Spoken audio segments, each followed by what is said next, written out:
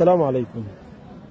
أعتقد الجميع شاهد الفيديو اللي خرج للإمرأة اللي كانت موجودة في بيت عائلة عرفات في منطقة التفاح، وكيف كانت هذه المرأة بتناشد وبتصرخ وبدها أي حد يخرجها.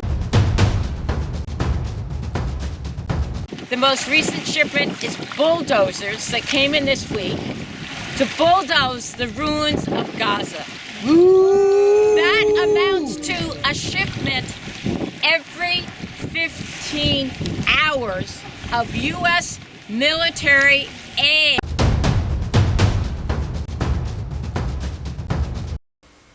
Hello, my name is Stanley Heller. Welcome to the Struggle Video News. This picture was taken on July 14th. It is of Hala Arafat in Gaza City. The building she was living in was bombed by Israel. She was pinned in the rubble. She did not survive. The following video was done by Palestine Civil Defense. السلام عليكم.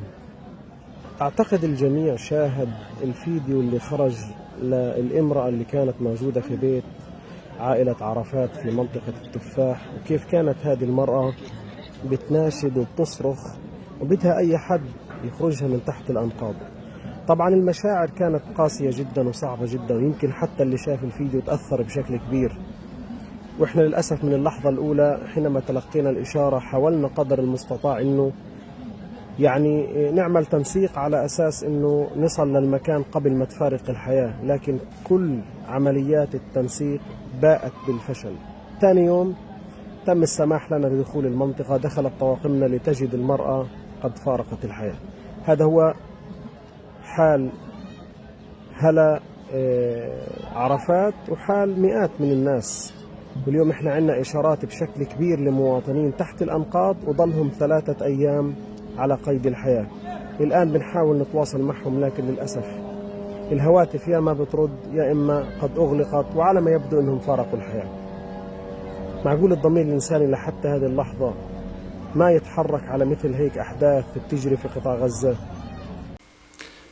I have interviewed Hala Arafat's brother-in-law, Anas Arafat, several times over the years. He's been working with Promoting Enduring Peace and other groups trying to create vegan food sovereignty in Gaza City. Since October 7th, he's been distributing food, clothing, and water. In 2023, Israel killed 11 of his extended family. He posted that this time 29 people died along with his sister-in-law in that Israeli bombing.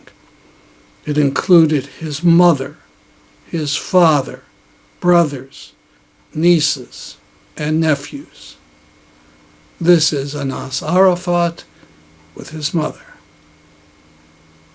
The Israeli paper Haaretz posted this picture of children from Anas' extended family. It grayed out the children in this picture who were killed. In its first story about the bombing, it wrote, Haaretz reached out to the IDF to receive an urgent response while at least some of the Arafat family were still alive. The army has yet to respond. They didn't respond for 10 hours. The person who took the video of Hala Arafat in the rubble was chased away by Israeli drones. Somehow Anas Arafat was able to go to the site and rescue one of his nieces from the rubble.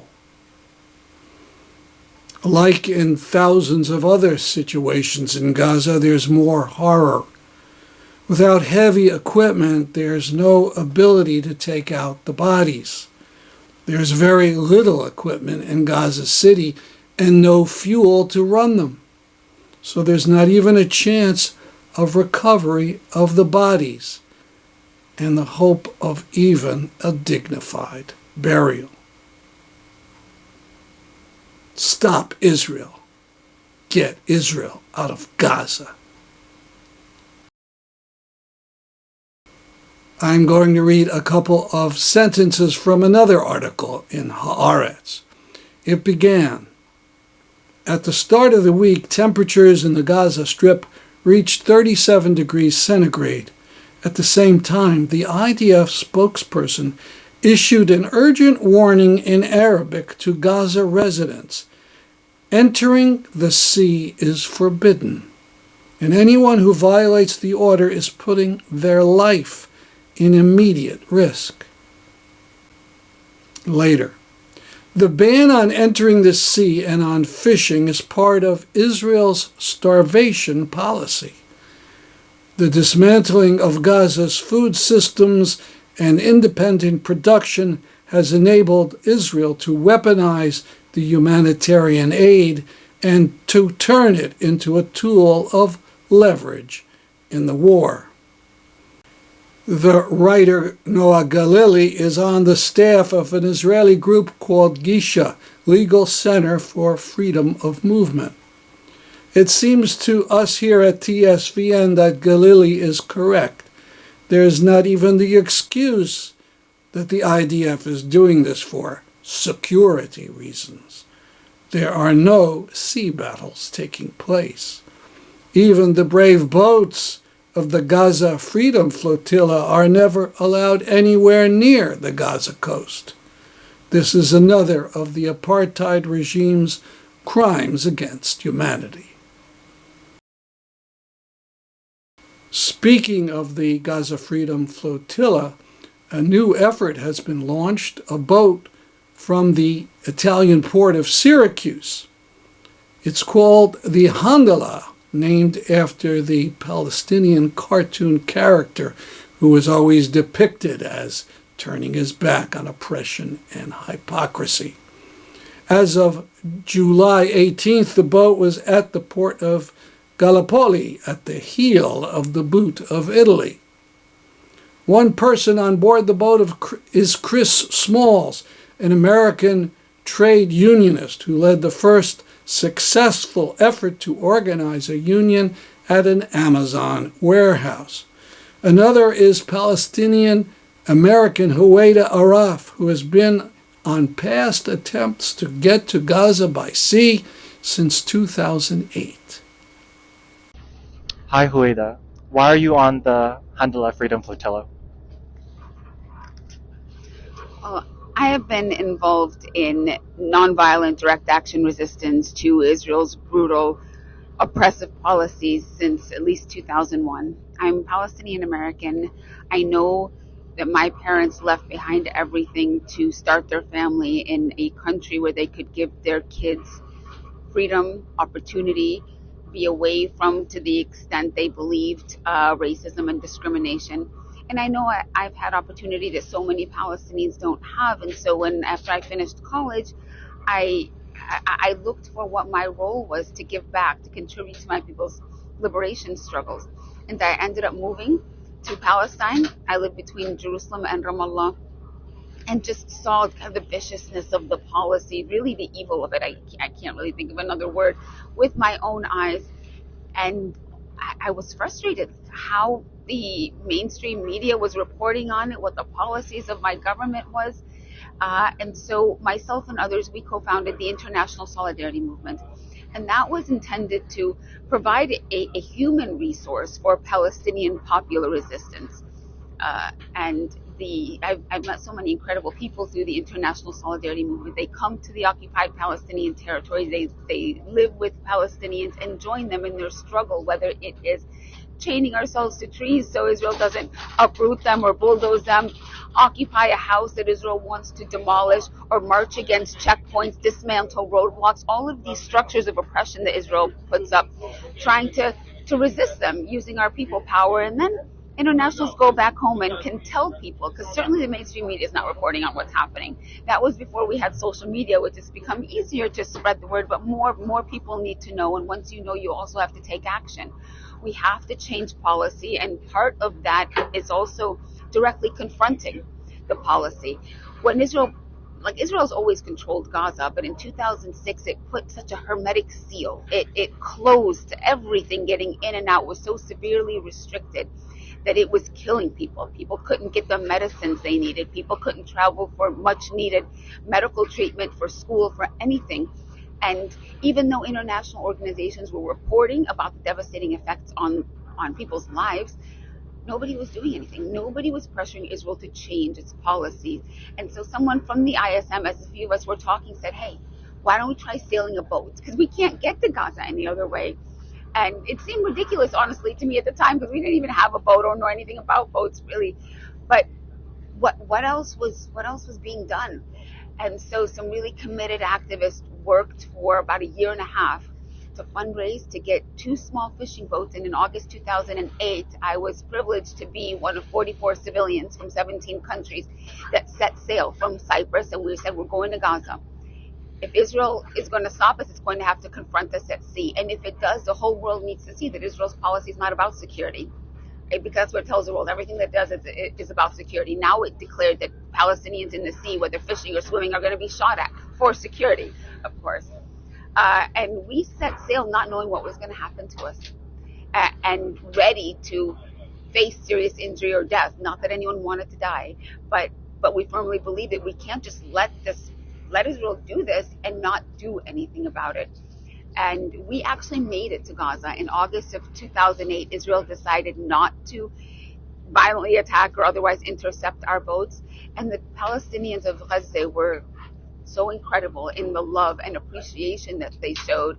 It was humbling because we did the bare minimum, right? And even though they were chanting that we had broken the siege, we knew that we had not broken the siege. We're going to need to keep going back and forth until we really open a sea lane or a corridor to Gaza. And that's what we promised. When we left Gaza, a few days later, we left some internationals on the ground to restart the international solidarity movement there, because Israel had not been letting anybody in. And in their place, we put Palestinians who needed to get out of Gaza, 7 of them. There was a mother and her 4 children who were from Switzerland and had come to visit family, and Israel had not let them out, let them go back home for 2 years, had not let them go back home to Switzerland. And a young 16-year-old boy who had had his leg blown off, really, and amputated from the waist down. And Israel was not letting him either go into Israel or leave through any other way to go get a prosthetic leg. And so we put him in his wheelchair and his father on our boat. We didn't ask Israeli permission, and we sailed out.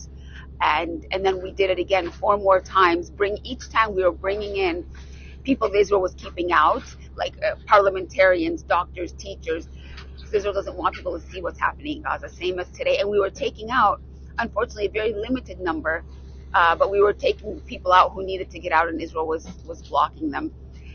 At the end of 2008, I'm sorry I went into this long story, but at the end of 2008, Israel started hitting our boats.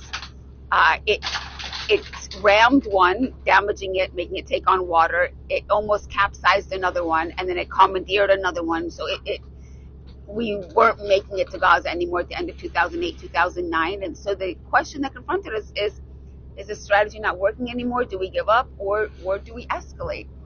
And we did not want to give in to this notion that their military might and their brutality were stronger than the rights that we were fighting for. So we decided to escalate, right? And escalate means we broadened our outreach to solidarity groups around the world, saying, hey, can you get a boat and can you join us? And that came together in a 7-vessel flotilla in May of 2010. And we set sail towards Gaza, 700 civilians carrying about 10,000 tons of aid. And Israel lethally attacked that flotilla, killing 9 of our comrades instantly, and one lay in coma for 4 years, and then he passed.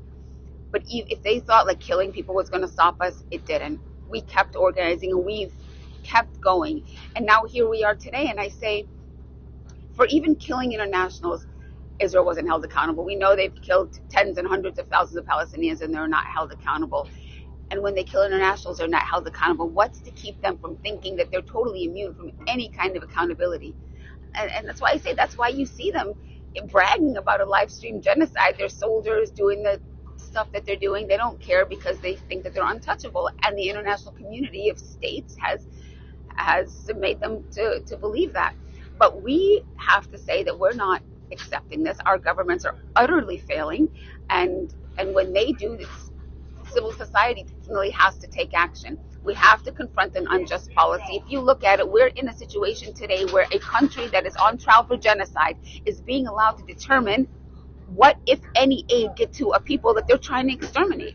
I mean, why would they want to let aid in? And that's why we see the farce of humanitarian aid projects that they pretend to, to implement. When really it's designed, the whole system is designed to erase Palestinians, erase them completely. Again, it's something that we don't accept now. Since I started doing this, a lot of things have changed for me. I'm a mom. I have a 10 and a 12-year-old at home. So whereas before, again, I had never wanted to die, but it was certainly, I was only responsible for myself. And today I have kids that ask me, like, what happens, Mom, if you don't come back? And I had to tell them, I'm going to do my darndest to come back home to you, of course. But you got to understand that the reason I'm doing this is because I love you so much, and I don't want to pass along a world to you where this is allowed to happen. So.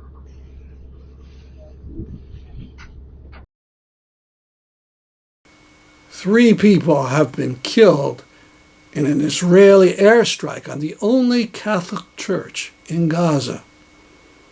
According to the Catholic charity Caritas Jerusalem, the parish's 60-year-old caretaker and an 84-year-old woman receiving psychosocial support inside the Caritas tent in the church compound were killed in the attack. Parish priest Friar Gabriel Romanelli, who was close to the late Pope Francis, was also injured. This was the church that Pope Francis called daily after October 7th. In U.S. church news, the General Synod of the United Church of Christ voted overwhelmingly to protest Israeli decimation of Palestinians. A long resolution passed that included this call for action. Stand in solidarity with the Palestinian people and to denounce the ongoing genocide, whether that be through the context of public witness, legislative advocacy, legal action, or nonviolent direct action. The UCC is made up of over 4,600 churches. Some of its roots go back to the Puritan churches of New England. We'll link to the resolution on our Palestine-Israel archive. Why not look up the UCC church in your town and talk to leaders of the church about the UCC national resolution. In the 12-day Israel-U.S. war against Iran, some 25 citizens of Israel were killed by Iranian missiles. Several of those citizens were Palestinians.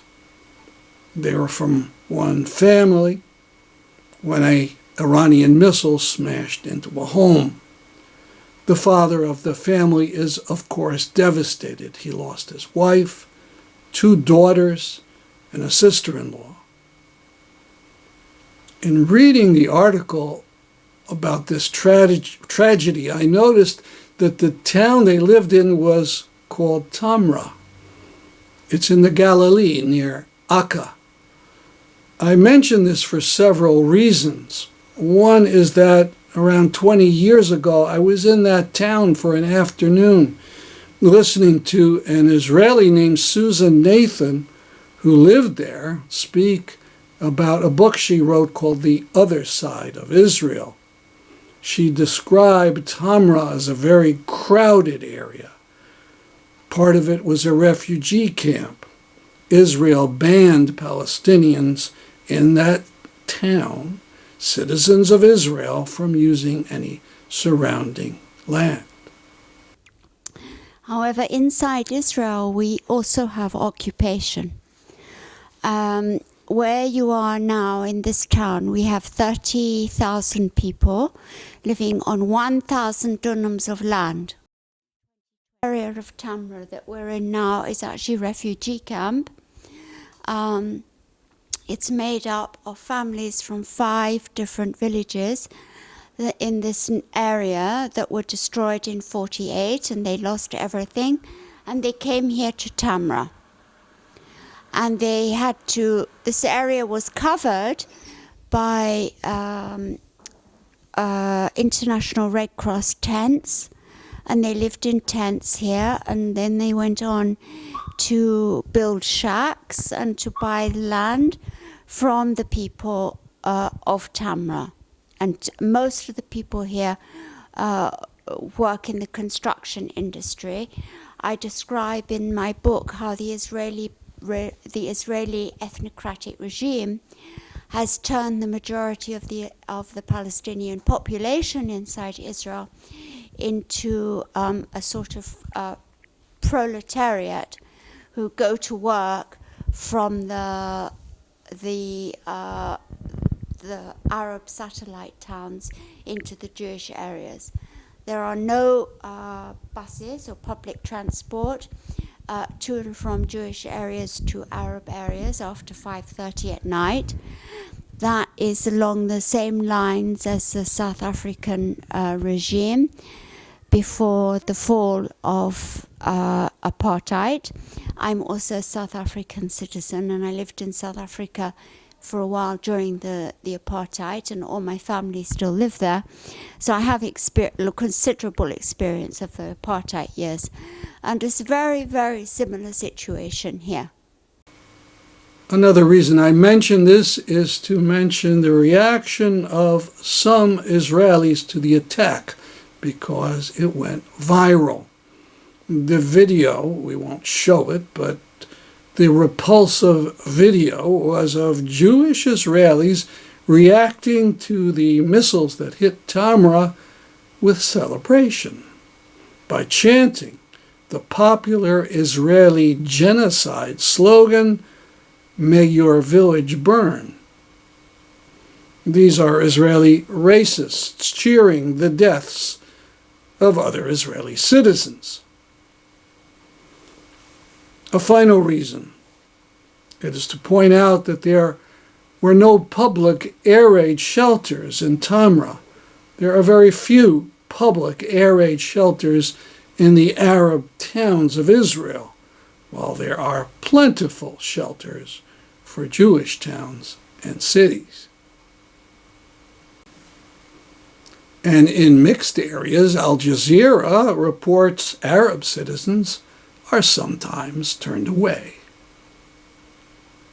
If this isn't apartheid, what is?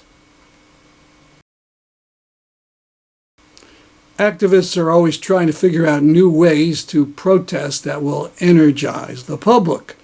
In New Haven, a number of people took to kayaks, on which each had a letter. Together it spelled out, "Feed Gaza." Create this event in the spirit of the freedom flotillas that have been going for a long time. We all know about the most recent one. We know about the arrests. We know that humanitarian aid is being blocked in every way possible by Israel. Meanwhile, this week marks the 600, today's probably the 15th day, and the United States has supplied 1,014 deliveries in that time, over 20 months, of military aid. The most recent shipment is bulldozers that came in this week to bulldoze the ruins of Gaza. That amounts to a shipment every 15 hours of U.S. military aid to Israel for the genocide that they are perpetrating, and the United States is aiding and abetting, fully complicit. And this on a week when the United States in Washington, the current regime, welcomed and embraced a war criminal. Shame! Ooh, shame! And so did the previous regime. Absolutely violating all of international law. So we are the resistance, because we know it depends on the people, and we are inspired by the Palestinians who continue to persist and resist and say, "Free Palestine, we will be free."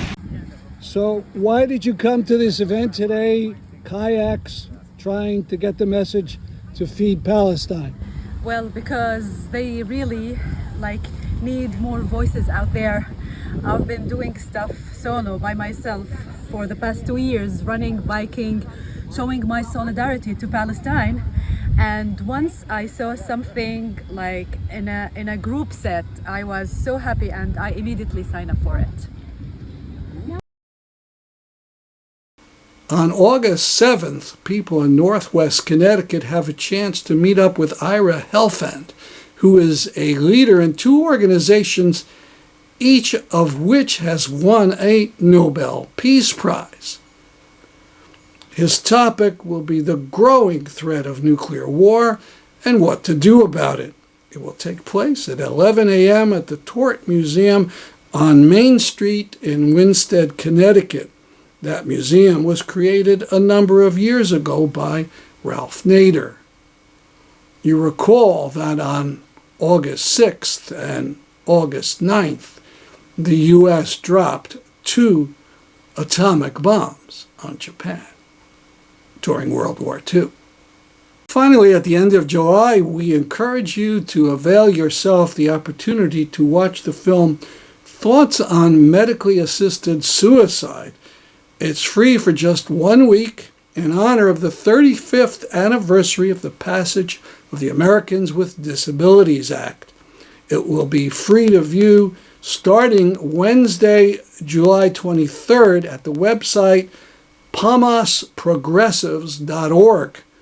We showed a trailer for the film a couple weeks ago. The film takes on the claim that having doctors help people commit suicide is modern and progressive. Though assisted suicide does kind of fit into the new brutalist epic.